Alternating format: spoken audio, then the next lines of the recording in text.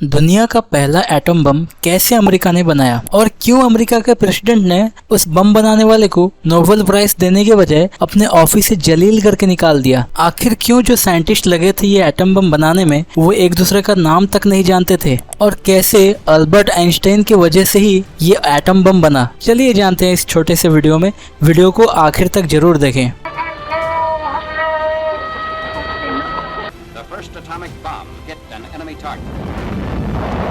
ना केवल little boy atom bomb Hiroshima के ऊपर गिरना शुरू।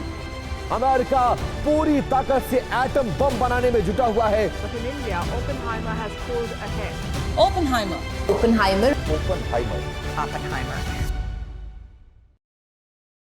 ये बात जे रॉबर्ट ओपनहाइमर की है, जिन्होंने दुनिया का सबसे पहला एटम बम बनाया, जिनको फादर ऑफ एटॉमिक बम भी बोला जाता है। मैं यहाँ क्लियर कर दूं, ये एटम बम अलग होता है और हाइड्रोजन बम अलग होता है। 22 अप्रैल 1904 को इनका जन्म होता है न्यूयॉर्क, यूनाइटेड स्टेट में। ये बचपन से ही अपने पढ़ाई में बहुत ही तेज रहते हैं।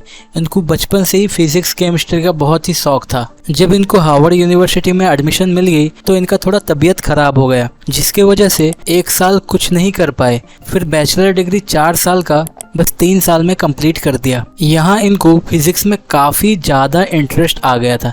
इनको फिजिसिस्ट बनना था। आगे के पढ़ाई के लिए ये जर्मनी के कॉटिंगन यूनिवर्सिटी में चले गए। 23 साल की उम्र में इन्होंने पीएचडी कंप्लीट कर लिया। ये वापस यूएस आ गए, फिर अपने रिसर्च में लग गए। ये उसी समय की बात है जब हिटलर का राज जर्मनी में शुरू हो चुका था। दुनिया भर में अपना खौफ दिखाने के लिए हिटलर ने अपने वैज्ञानिकों को कहा कि दुनिया का सबसे पहला एटम बम हमारे देश में बनना चाहिए। ये बात तभी की है जब दुनिया के सबसे चहेते साइंटिस्टों में से एक अल्बर्ट आइंस्टाइन हुआ करते थे। जब इनको इस इंफॉर्मेशन के बारे में भनक मिली कि हिटलर दुनिया का सबसे पहला एटम बम बनाने की तैयारी कर रहा है, तो इन्होंने फौरन यूएस प्रेसिडेंट रूजवेल्ट को एक चिट्ठी लिख के चेतावनी दी कि हिटलर अगर ये बम बना लेता है तो इसका दबदबा दुनिया भर में हो जाएगा। जैसे ही रूजवेल्ट को चिट्ठी मिली तो उन्होंने अपने मिलिट्री से कहा, एटम बम सबसे पहले हमें बनाना चाहिए। सबसे पहले अल्बर्ट आइंस्टाइन ही पहला चॉइस थे ये बम बनाने के लिए। क्योंकि उनका बैकग्राउंड जर्मनी से बिलोंग करता है,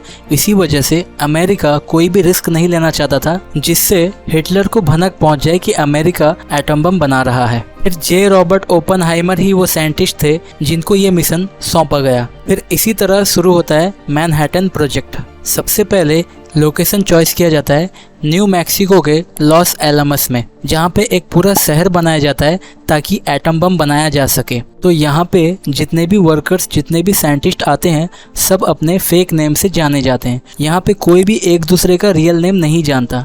यहाँ तक कि किसी के परिवार से अगर चिट्ठी भी आता था तो वहाँ के फेक एड्रेस PO बॉक्स 1663 पे आता था। सिक्योरिटी इतनी टाइट थी, लेटर सबको पहले पढ़ के वेरीफाई किया जाता था, फिर जाके उस तक पहुंचाया जाता था जिसके लिए आया था। क्योंकि ये मिशन कुदरत के सबसे ज्यादा एनर्जी प्रोड्यूस करने वाले एलिमेंट पे था, जिसका नाम यूरेनियम बोलते हैं। तो यूरेनियम के एक एटम में 92 प्रोटॉन्स और 146 न्यूट्रॉन्स होते हैं, जिनको अगर मिला लिया जाए तो 238 यूरेनियम बन जाता है। लेकिन वैज्ञानिकों को 235 यूरेनियम चाहिए, जो 238 से लाख गुना ज्यादा पावरफुल होता है। तो यहाँ पे जे रॉबर्ट ओपनहाइमर का एक्सपर्टीज काम आता है, जो यूरेनियम 238 को एक खास प्रोसेस से गुजार के यूरेनियम 235 बनाते हैं। ये 0.7% ही बस कन्वर्ट हो सकता है। फॉर एग्जाम्पल, अगर 1 किलो यूरेनियम 238 को कन्वर्ट किया जाए तो बस 7 ग्राम ही यूरेनियम 235 बन पाएगा। इसी दौरान एक और एलिमेंट बाहर आता है जो आर्टिफिशियल होता है लेकिन यूरेनियम से भी ज्यादा पावरफुल होता है,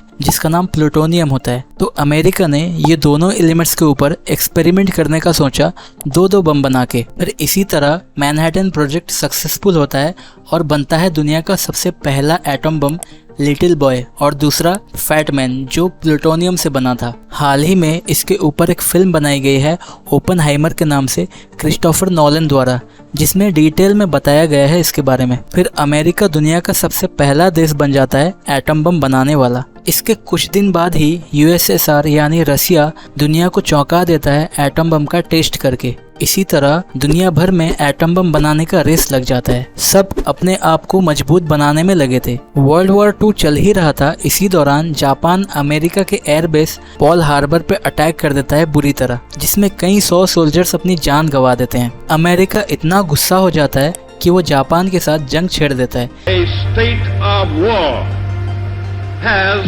existed between the United States and the Japanese Empire. फिर कुछ ही दिन के अंदर दुनिया का सबसे पहला एटम बम हिरोशिमा और नागासाकी पे डाल देता है। यहाँ पे लिटिल बॉय से ज्यादा पावरफुल फैटमैन नजर आता है और जैसे ही बॉम्ब फोड़ता है अमेरिका हिरोशिमा और नागासाकी पे, तो ओपनहाइमर देखते हैं कि ये जितने भी बेकसूरों के जान गए हैं सब उन्हीं की वजह से। तो वो बहुत ही रिग्रेट फील करते हैं और ये बोलते हैं, Now I am become death, the destroyer of worlds. फिर वो बहुत ही डिप्रेशन में चले जाते हैं और अंदर से टूट जाते हैं कि इनके हाथों कितने लाखों बेकसूरों का जान गया। फिर वो सिगरेट अपना पीना बहुत ही ज्यादा बढ़ा देते हैं क्योंकि पहले से ही चेन स्मोकर थे। फिर कुछ दिन बाद ही एटम बम का बाप हाइड्रोजन बम सुर्खियों में आता है, जिसको बनाने का जिम्मेदारी एडवर्ड टेलर को दिया जाता है, जिनको फादर ऑफ हाइड्रोजन बम भी कहा जाता है। जैसे ही वो खबर ओपनहाइमर के कान पे पड़ती है, वो सीधे चले जाते हैं प्रेसिडेंट के ऑफिस और गिड़गिड़ाते हैं कि अगर एटम बम इतना तबाही मचा सकता है तो ये बम इंसानियत को खत्म करने का काबिलियत रखता है। ओपनहाइमर का बोलना यही था कि जो बम इंसानियत को खत्म कर सकता है वो बम इंसान के हाथों नहीं लगना चाहिए। तो ये सुन के यूएस के प्रेसिडेंट अपने सिक्योरिटी से बोलते हैं, इसको जितने जल्दी से जल्दी मेरे ऑफिस से निकालो, ये आने वाले प्रोजेक्ट में प्रॉब्लम क्रिएट कर सकता है। इसी वजह से इनके ऊपर 24 घंटे निगरानी रखी जाती है, कहीं ये दुश्मन देश से एटम बम फार्मूला रिवील न कर दे। और इसी वजह से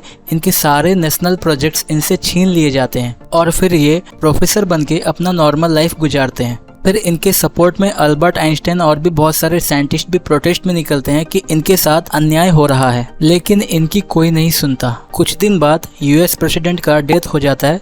फिर नए प्रेसिडेंट बनते हैं जॉन एफ कैनेडी, जिनको पता था ओपनहाइमर बेकसूर हैं, जिसके वजह से ओपनहाइमर को जितने भी प्रोजेक्ट्स लिए गए थे सारे वापस करने के ऑफर दिए जाते हैं। लेकिन ओपनहाइमर सीधे मना कर देते हैं कि मैं अपने लाइफ में खुश हूँ। ज़्यादा सिगरेट पीने की वजह से इनको थ्रोट कैंसर हो जाता है।